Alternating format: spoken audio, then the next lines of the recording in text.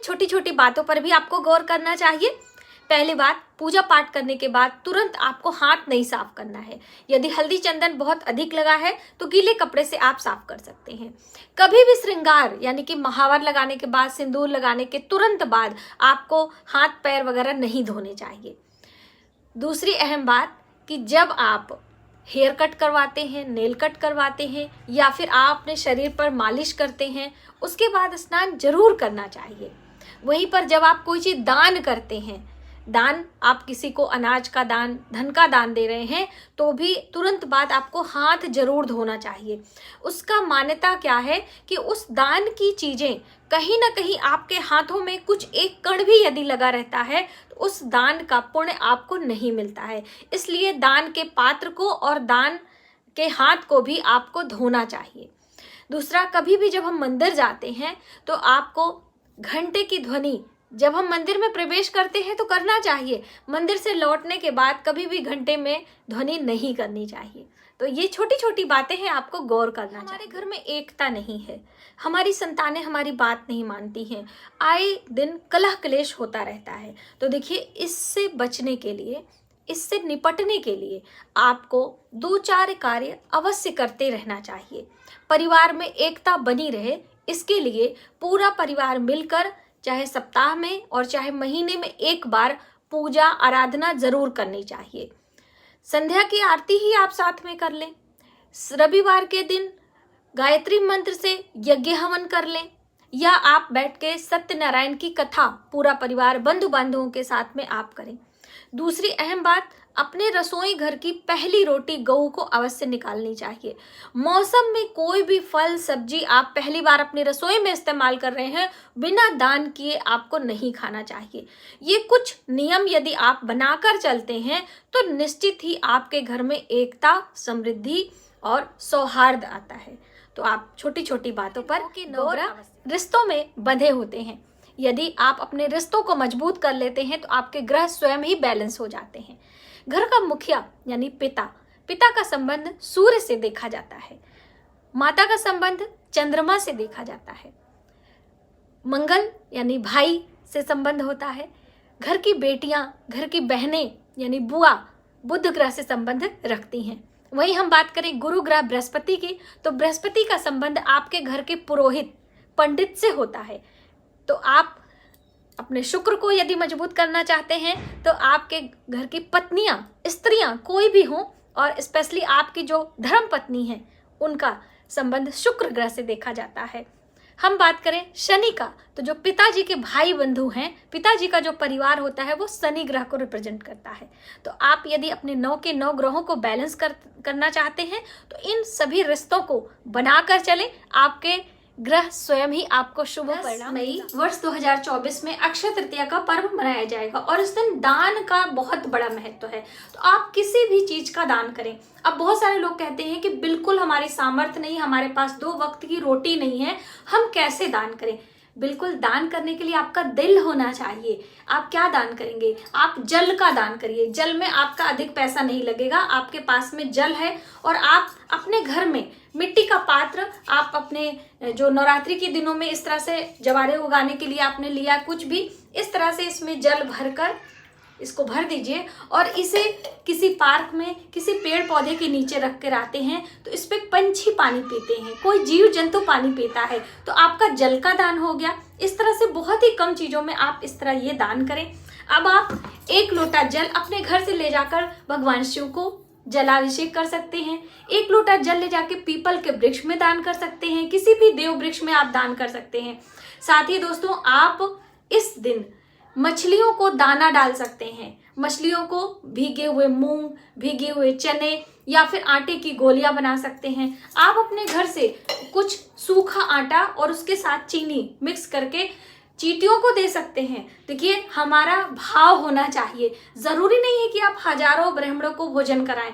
आपको हजारों ब्राह्मणों को भोजन कराने का पुण्य फल इन सब कार्यों को करके मिल सकता है और आने वाले जीवन में आपका जीवन सुखमय हो सकता है। तो आप अक्षय तृतीया के दिन अपने सामर्थ्य के अनुसार जरूर कुछ ना कुछ दिन आप इन सब चीजों का दान अवश्य करें। वैसे तो दान अपने सामर्थ्य और श्रद्धा के अनुसार किया जाता है, लेकिन कुछ पर्व ऐसे होते हैं यदि आप उन तिथियों पर विशेष दान करते हैं तो आपके सौभाग्य में वृद्धि होती है, आपके जीवन में बदलाव आता है और इस मनुष्य जीवन में उसका पुण्यफल आप भोगते हैं और आने वाले 7 जन्मों में भी उसका पुण्यफल आपको प्राप्त होता है। तो आप सुहाग की सामग्री माता लक्ष्मी को चढ़ाएं और उसको दान दें।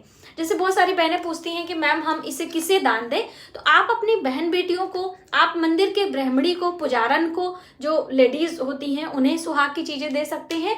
और आप कुछ भी दें, जैसे कि चूड़ी, बिंदी, महावर, इत्र और ये आलता वगैरह, ये सब सौभाग्य में वृद्धि कराते हैं। उसके साथ में कुछ मौसमी फल, जैसे मौसम में ये आम और ये ककड़ी, खीरा, ये सारी चीजें होती हैं और ये कच्चे वाले आम है। साथ ही दोस्तों इसमें दक्षिणा मैंने देखिए अभी कम रखा हुआ है, लेकिन रखा है कि दक्षिणा भी आपको देना चाहिए। बिना दक्षिणा के आपका जो दान होता है वो संपूर्ण नहीं माना जाता है। और आप सोना चांदी दान करना चाहते हैं तो बिल्कुल दान कर सकते हैं। यदि आप पूजा में माँ लक्ष्मी को पहनाकर रखकर स्वयं लेना चाहते हैं तो भी आप रख सकते हैं, इसमें कोई परेशानी नहीं है। लेकिन इन सब चीजों के साथ में आपको जल का दान अवश्य करना है। तो देखिए जैसे कि मैंने बताया था कि मिट्टी का पात्र ना मिले तो इस तरह से स्टील का बर्तन जल से भरकर उसके ऊपर कुछ मिठाइयाँ, मौसमी फल लेकर आप दान कर सकते हैं। ठीक है, तो आप इस दिन दान अवश्य करें। और मंदिर में जाकर आप रख कर आते हैं, आपको कोई नहीं मिलता है तो आप मंदिर में चुपचाप रख कर भी आ सकते हैं, तो वो भी आपके लिए बहुत ही फलदायी। ये 4 कार्य आपको जरूर करने चाहिए। पहला, अमावस्या तिथि पर किसी पवित्र नदियों में आपको स्नान करना है। यदि आप नहीं कर सकते हैं तो पवित्र नदियों को जल अपने स्नान वाले जल में मिलाकर आप नहाएं। भगवान सूर्य को 1 लोटा जल अवश्य दें। अमावस्या पर काले तिल डालकर भगवान सूर्य को अर्घ्य दें। दूसरा, इस दिन दोपहर में भोजन का दान अवश्य करना चाहिए। भोजन पका हुआ या फिर कच्चा कोई भी आप कर सकते हैं, लेकिन पका हुआ भोजन यदि करें तो आप लहसुन और प्याज का इस्तेमाल भोजन में ना करें, ये आपके लिए हित में नहीं होगा। भोजन का दान करते समय दक्षिणा अवश्य रखें। इस दिन आपको किसी अन्य के घर का भोजन ग्रहण नहीं करना चाहिए, इससे पितर हमारे नाराज होते हैं। आप दान करें या ना करें, लेकिन किसी अन्य का भोजन आप ग्रहण ना करें। यदि ऐसा सिचुएशन आता है तो आप पैसे देकर उस भोजन को खरीद कर ले सकते हैं।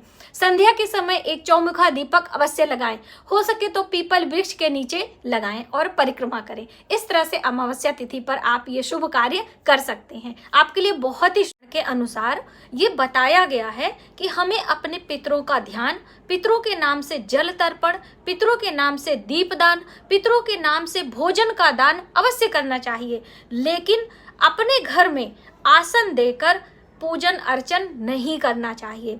आपने देखा होगा कि जब भी पितरों के नाम से चाहे श्राद्ध तर्पण की बात हो और चाहे हम पिंडदान वगैरह करते हैं, वो तीर्थ स्थल में या फिर पवित्र नदियों के किनारे ही कहा गया है। ठीक है, तो आप इस बात का ध्यान रखें, जब हमारे पितर अपनी देह छोड़कर आत्मा उनकी चली जाती है तो उनके कर्मों के अनुसार उनको योनियां प्राप्त होती हैं, उनके अनुसार उन्हें यमलोक, स्वर्गलोक आदि प्राप्ति होती है, वो एक अलग बात है। लेकिन पितरों की तस्वीरें अपने पूजा मंदिर में लगाना हमारे लिए शुभ नहीं होता है। पितरों की तस्वीरें बिना हार के रखना हमारे लिए शुभ नहीं होता है। पितरों की हर दिन पूजा अर्चना हमारे लिए शुभ नहीं है।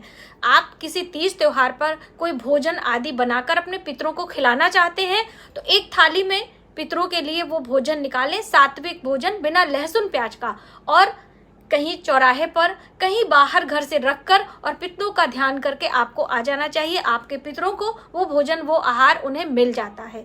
दीपदान भी इसी तरह से पीपल वृक्ष के नीचे, नदी के किनारे, चौराहे पर पितरों के नाम से करना चाहिए, या आप चाहें तो खुले आकाश के नीचे दीपदान कर सकते हैं। लेकिन घर में बिल्कुल विधिवत तरीके से आसन देकर या पूजा मंदिर में आसन देकर पूजन अर्चन करना हमारे लिए उतना शुभ नहीं बताया गया है, तो ये आपको ध्यान रखें। दोस्तों, अक्षय तृतीया के दिन माता लक्ष्मी और भगवान विष्णु की संयुक्त प्रतिमा आपको लेनी चाहिए और इस तरह से चौकी पर आसन लगाकर सभी चीज़ों को एकत्र करना है। सोने की चीज़ें भी आपको ज़रूर रखनी है। पूजा में जो बेसिक सामग्री है जैसे कि हल्दी, चंदन, कुमकुम और माता रानी के लिए श्रृंगार की सामग्री, इस दिन भगवत गीता के पाठ का अध्ययन जरूर करना चाहिए और इसमें मौसमी फल और कुछ सूखा अनाज जैसे कि आटा, चावल, दाल, हल्दी, नमक, चने की दाल और कुछ फूल लेकर माता रानी की पूजा अवश्य करें। और आप दान भी करें, तो दान आप दिन में करें, पूजा दोनों समय करें। और कुछ भी विशेष पाठ आप करना चाहते हैं वो भी आप रात्रि के समय भी एक घी का दीपक लगाकर अपने घर में आसन लगाकर माता रानी के सामने बैठकर कर सकते हैं, जैसे कि कनक धारा स्तोत्र का पाठ, श्री सूक्तम का पाठ, लक्ष्मी स्तोत्रम का पाठ। ये सारी चीज़ें यदि आप पूर्ण श्रद्धा भाव से अक्षय तृतीया के दिन करते हैं तो निश्चित ही आपके घर में माता लक्ष्मी की कृपा अवश्य होगी।